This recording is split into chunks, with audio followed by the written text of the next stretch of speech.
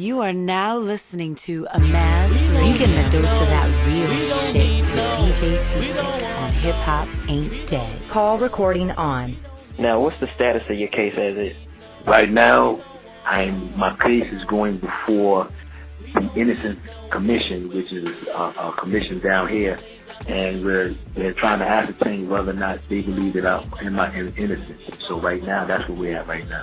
What's the prospects on the outcome of that case? Or are you seeking any additional assistance from the public or outside means? Well, what I'm really seeking is really a lot of exposure, number one, for people to really be able to spread the word and to let people know about the case so that we can be informed and that those in authority will know that this is being watched. Now, I believe that North Carolina put together this Innocence Commission with the best of intentions to be able to really try to hash out who really is innocent. So I have no doubt that they're going to find me innocent.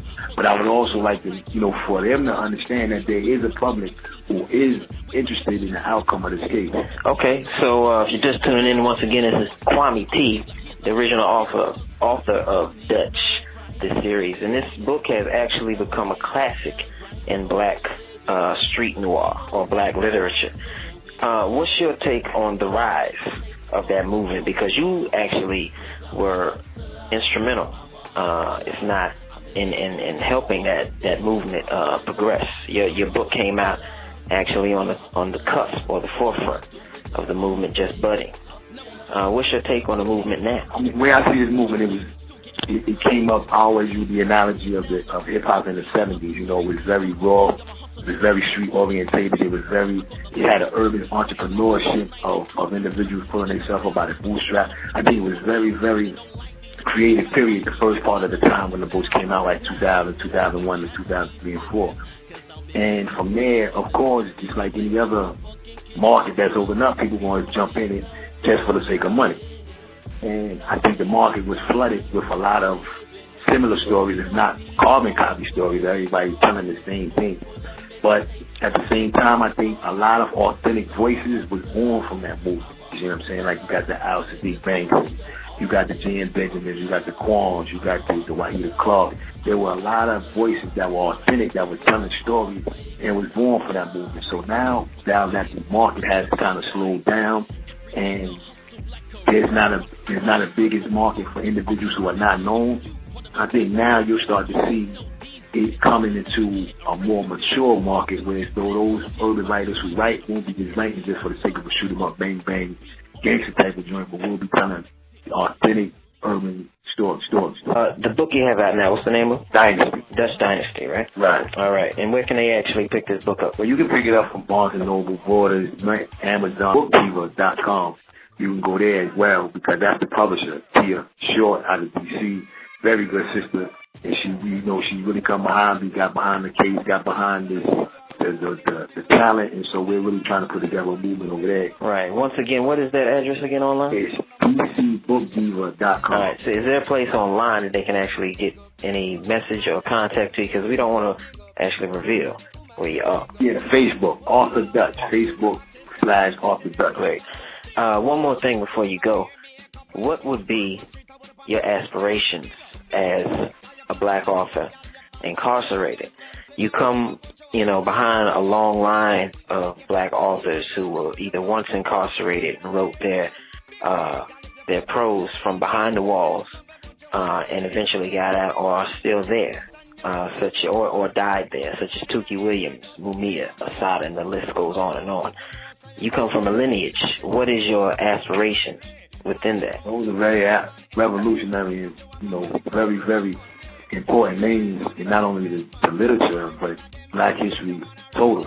So I would just like to be able to contribute from a point of view of making our stories known, and bringing a reality to the mindset of the masses for them to understand what we've been through and hopefully where we're going. Right. What do you see as your book's relevance and importance? I mean, when people read your books, what do you want them to take from them? Is it just your account of your stories and you're just telling your stories to the world? Or or is there some underlying messages in your books that you want people to take away from? At this point, my main goal right now is, Garrett once said years ago, and I really identify with the statement. He said, you have to entertain before you can educate. And right now, my main goal is to really get across, to grab the masses with the entertaining story. And each book I do try to slide in something that's going to have something, you know, a little bit of food for you. But my main goal right now at this point is to really tell stories and to let people see the logical end of the path that they take it down, you know, as opposed to showing a happy ending or showing that, you know, the good guy always wins. I'm trying to show realism for people to look into it and say, okay, if I take this path, the logical end can be this, and am I prepared for that? Your detractors would sooner say that your books are riddled with violence and that it would somehow inspire a mode of thinking or culture that black people are trying to get away from. What would you say to that? I would say those individuals be in your position in society to assist the change, because art reflects life many of the time. So when we're talking about young black kids coming up, we can't write about the banks of France. We can't write about seeing the archipelagos of Russia. We can't talk about seeing the mountaintop. We're not there. We have to write from experience, because our experiences also reflect violence and crime and a lot of sadness and degradation. I think we have to be able to change the society. We have to have individuals who are going to step in and assist us so we can see something else. That doesn't mean it's going to change overnight. But if you're going to criticize, my main thing is I don't mind any criticism. My main thing is, if you criticize, make sure you out there doing something for. You understand? Don't just sit back and criticize. This is wrong, this is wrong, this is wrong. You ain't doing nothing. That doesn't matter.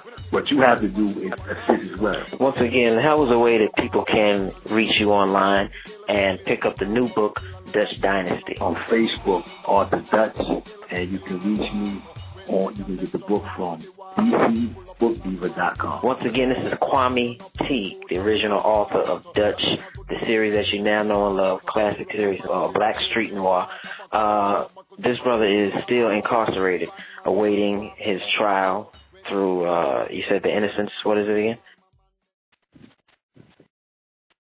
Kwame. All right, so people, we've got to go. Once again, this is AMAS Radio. This is Cactus. We're signing out. Our prayers are with you. You are now listening to AMAS Radio. Send all requests to amasmultimedia@gmail.com.